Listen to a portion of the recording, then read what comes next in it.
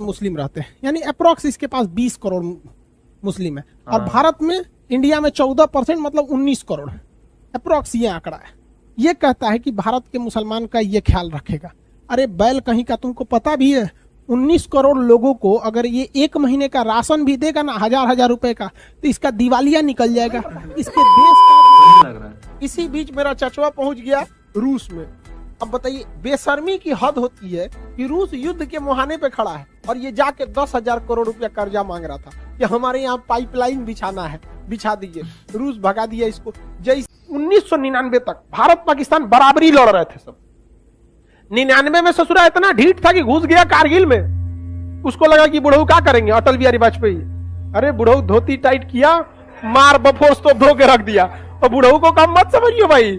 और उसके साथ कौन थे, एपीजे अब्दुल कलाम। समझा कि बुढ़ऊ कवि है, क्या करेंगे। अरे बाप रे बाप, मारो। देशों का लड़ाई नहीं था, 2 देशों की हम लड़ाई की बात करें तो सबसे ज्यादा तोप कब चली थी, कारगिल लड़ाई में यहाँ पर। और कारगिल के लिए बहुत जबरदस्त हुआ यहाँ पे। लेकिन उसके बाद जो अंतर दिखने लगा, आज जो देश अलग हुए थे हम बराबरी में, आज पाकिस्तान में और भारत में उतना ही अंतर है जितना एक शेर और सुअर में अंतर होता है।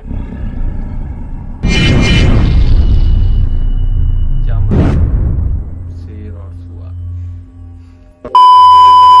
मजे की बात तो यह है कि इस इंडेक्स में पाकिस्तान ने भारत को 6 पॉइंट्स पीछे छोड़ दिया है। भारत के 41 के मुकाबले में पाकिस्तान के 47 पॉइंट्स हैं। समझिए ये क्या कहता है, इसके यहाँ 97% मुस्लिम रहते हैं, यानी अप्रोक्स इसके पास 20 करोड़ मुस्लिम है। और भारत में, इंडिया में 14% मतलब 19 करोड़ अप्रोक्स ये आंकड़ा है। ये कहता है कि भारत के मुसलमान का ये ख्याल रखेगा। अरे बैल कहीं का, तुमको पता भी है 19 करोड़ लोगों को अगर ये 1 महीने का राशन भी देगा ना, 1000 रुपए का, तो इसका दिवालिया निकल जाएगा। इसके देश का जो टोटल फॉरेन रिजर्व है वो $16 बिलियन है। बेटा तुम्हारे यहाँ $16 बिलियन है। और हमारे यहाँ मुकेश अंबानी का इनकम पता है नेटवर्थ कितना है, $85 बिलियन। तो तुम्हारा जो $16 बिलियन तुम्हारे देश के पास है ना, मुकेश अंबानी की पत्नी ना यहाँ लेके घूमती है अपने। दो की जमी है जिसको पाकिस्तान कहते हैं, ये बंजर हो के भी बुज़दिल कभी पैदा नहीं करेगी। कौन है ये लोग, पाकिस्तान से आते। कहाँ से आते हैं?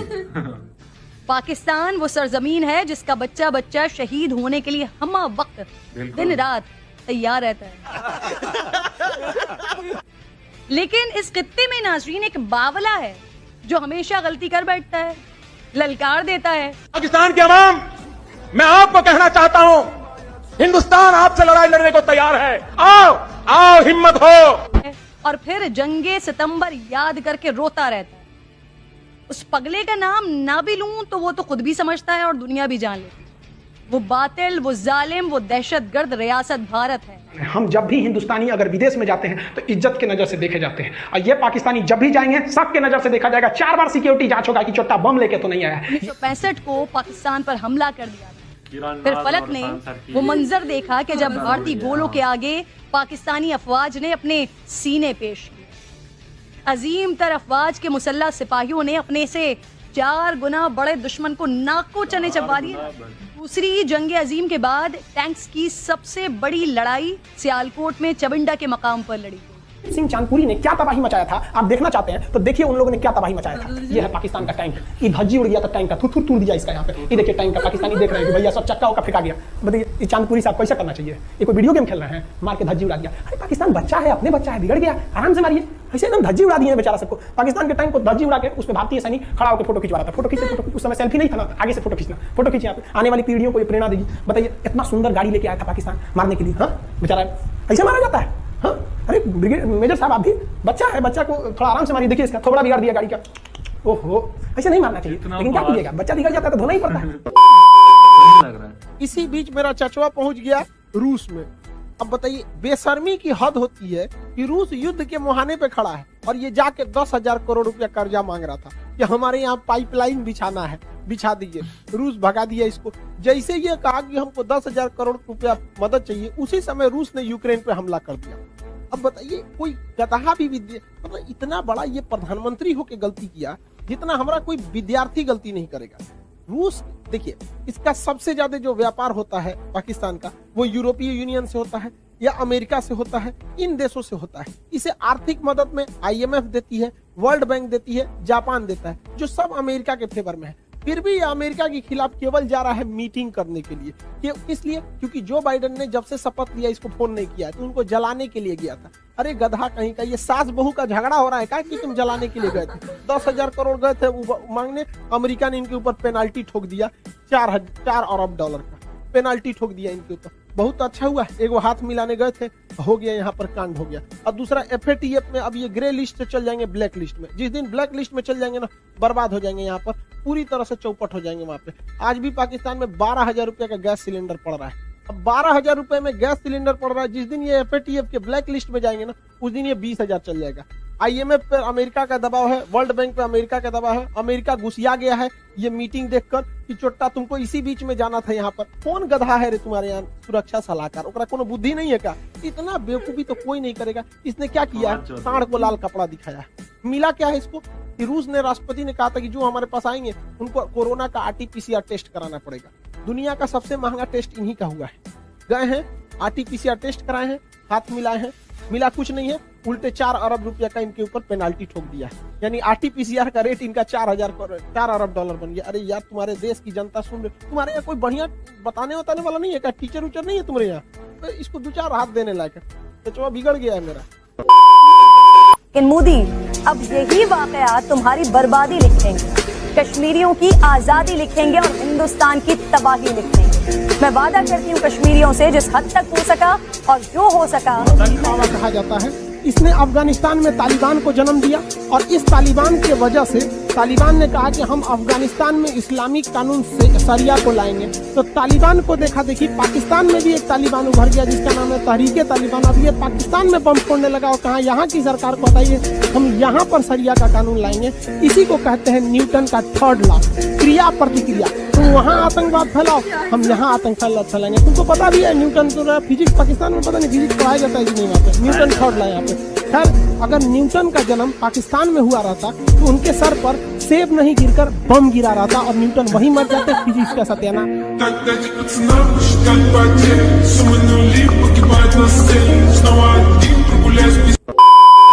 इसराइल को देश नहीं मानते हो। अब नेतन्याहू खैर इसके जगह तो नफ्ताली बेनेट आ गए हैं। नफ्ताली बेनेट इससे 10 गुना ज्यादा खतरनाक है। समझ में आया ना तुम लोग को? तो अब वो क्या कहेगा कि भैया अगर केस तभी रजिस्टर होगा जब तुम हमें देश की मान्यता दोगे, मानोगे तब भी जाओगे। अगर देश की मान्यता दे दोगे तो इज्जत जाएगा, और देश की मान्यता नहीं दोगे तो जी जान लगा कि ये खुफिया जानकारी चुराएगा तो तुम्हारी प्राइवेसी जाएगी। तारी यार, ना तुम्हारे पास इज्जत है ना प्राइवेसी है, चुपचाप चिल्ला वैसे से काट दिया सरकरी के। लेकिन कुत्ता का कभी पेट भरा है? अब वो क्या कहता है कि अब सरकरीक भी हमको दे दो। क्या दो? सरकरीक भी हमको दे दो। अब आपको कहेंगे कि सर आप पाकिस्तान को कुत्ता क्यों बोलते हैं? तो आप हमको बोलेंगे, बताइए। हम तो खामखा बदनाम है।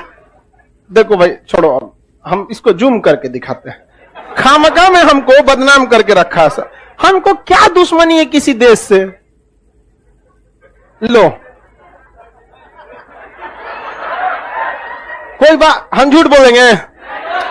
कभी शिक्षक झूठ नहीं बोलता है। If you don't believe, see on Google. अगर हमारे पे भरोसा नहीं है तो गूगल पे देख लीजिए। समझ में आ गया कि नहीं आ गया? इसराइल को देश नहीं मानते हो। अब नेतन्याहू खैर इसके जगह तो नफ्ताली बेनेट आ गए हैं। नफ्ताली बेनेट इससे 10 गुना ज्यादा खतरनाक है। समझ में आया ना तुम लोग को? तो अब वो क्या कहेगा कि भैया अगर केस तभी रजिस्टर होगा जब तुम हमें देश की मान्यता दोगे, मानोगे तब भी जाओगे। अगर देश की मान्यता दे दोगे तो इज्जत जाएगा, और देश की मान्यता नहीं दोगे तो जी जान लगा कि ये खुफिया जानकारी चुराएगा तो तुम्हारी प्राइवेसी जाएगी। तारी यार, ना तुम्हारे पास इज्जत है ना प्राइवेसी है, चुपचाप चिल्ला वैसे। खान के यहाँ पे पूरी दुनिया में बहिष्कार हुआ था, मुस्लिम कंट्री में। पाकिस्तान ने भी बहिष्कार किया था उसका। उस समय हम वीडियो बनाए हुए थे। उस समय इतना भयानक ही लोगों ने बहिष्कार कर दिया था फ्रांस का कि फ्रांस के राष्ट्रपति, प्रधानमंत्री के ऊपर जूता का ई करके पोस्टर निकाला था।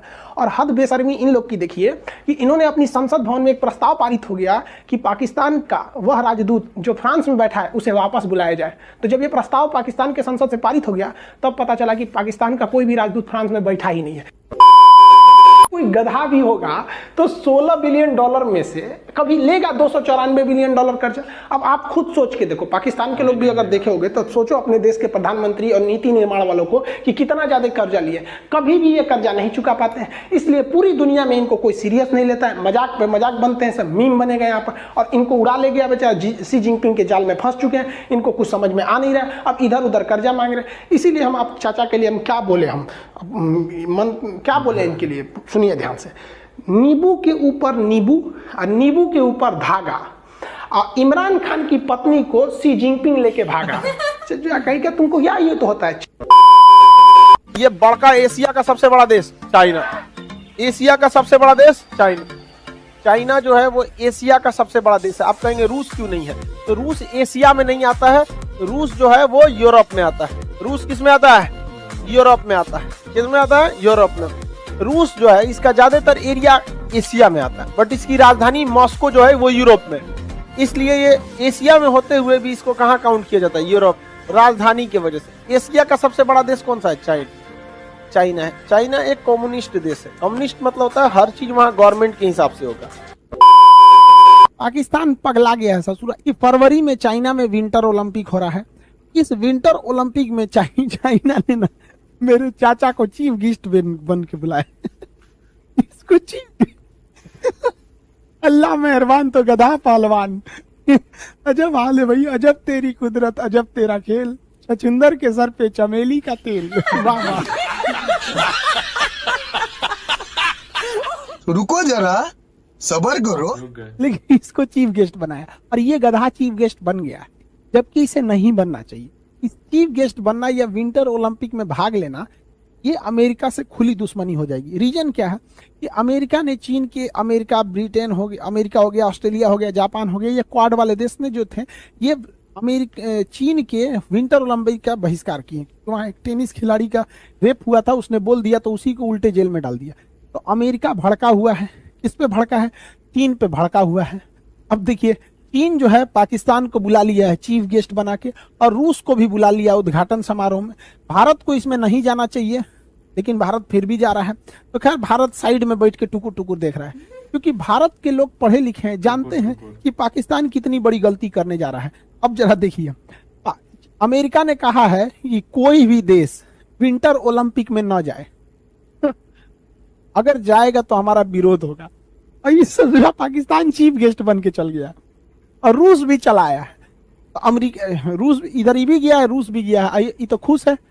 Other of corona. अब जरा समझिए, अमेरिका घुसियाया है। अमेरिका, रूस का तो कुछ बिगाड़ नहीं पाएगा अमेरिका, चाइना का भी कुछ नहीं बिगाड़ पाएगा। बच गया कौन, पाकिस्तान। इनको बर्बाद कर देगा। अब बताओ, आज तक जो बाइडेन ने इसको फोन तक नहीं किया है, बताइए, एक फोन कॉल नहीं किया। एक बच्चा भी रहेगा अगर पॉलिटिक्स का क्लास किया होगा मेरा, तो उसको समझ होगा कि अमेरिका से दुश्मनी लेना ठीक नहीं है। अब हथियार की सप्लाई इसको ज्यादातर अमेरिका देता है। अमेरिका F-16 जहाज देता है इन लोग को, उनका पार्ट पुर्जा बंद कर दिया है। अब उड़ाएंगे कौन से भैया, वो मोटरसाइकिल टेम्पू थोड़े है कि तनी मनी हिल डुल कर रहा है तब वो चलो, जहाज गिर जाएगा उन लोग का। लेकिन नहीं, बैल जाएंगे चीफ गेस्ट बन के यहाँ पे। नाम नहीं, भारत की तबाही का सामान है। तो हमारे पास क्या है भाई, ये दिवाली के लिए रखा है क्या? रुको जरा, सबर करो। बोला धक्का बुक्की नहीं करने का, आराम से लेने का। हाँ, इसलिए भारत को देखिए कभी एक से हथियार नहीं खरीदता है। रूस से भी खरीदेगा, फ्रांस से भी खरीदेगा, ब्रिटेन से भी करेगा, भारत से भी खरीदेगा, उससे क्या नाम, अमेरिका से, और भारत से भी खरीदता है DRDO से। हंसता कौन जी, DRDO से खरीदता है। अभी एगो मिसाइल बनाया है DRDO, पूरी दुनिया हिल गई है। वहां पे एयर टू एयर अस्त्र मिसाइल 120 किलोमीटर में नो एस्केप जोन। हवा में आपकी जहाज है ना, तो S-400 तो नीचे से ना मारेगी, तो ऊपर हम लोग का तेजस जो उड़ रहा है, अगर मान के चलिए तेजस के रडार में कोई दूसरा जहाज आया, लेकिन वो 120 किलोमीटर है, तो जो अस्त्र मिसाइल लगा रहे हैं लोग ना डबल स्टेज का, वो 350 किलोमीटर मारक क्षमता, लेकिन 120 किलोमीटर में यमराजो ना बचेंगे। 350 किलोमीटर में 120 किलोमीटर नो एस्केप जोन है। कितनों बड़का जहाज लेके घूमते रहिए, भाग जाएगा, मार देगा, कहीं नहीं बच पाएंगे आप। और जहाज नीचे जो वो स्टील पनडुब्बी बनाया है, अभी INS मालाबार नाम का एक्सरसाइज हो रहा था। अमेरिका अपना युद्धपोत लेके आया था, जापान लाया था, भारत लाया था। तो उसमें ना लुका छिपी खेला जाता है युद्धपोत में। हम छुप जा रहे हैं, तुम मारो, हमारे ऊपर मिसाइल लॉक करो। मिसाइल लॉक करके फायर किया जाता है, बट मिसाइल जो होता है ना उसमें लगा नहीं रहता है मिसाइल। देखिए रडार में तो आप जहाज को पकड़ेंगे, टारगेट फिट करेंगे, टारगेट फिट करके ऐसे गोली चलाएंगे, टारगेट लग गया कि नहीं, लेकिन बंदूक में गोली नहीं रहेगी और वो सॉफ्टवेयर बता देता है गोली लगी कि नहीं लगी। तो युद्ध अभ्यास में ऐसे ही होता है, सेम युद्ध अभ्यास होता है, बट गोलियां नहीं रहती है या ओरिजिनल मिसाइल नहीं रहता है।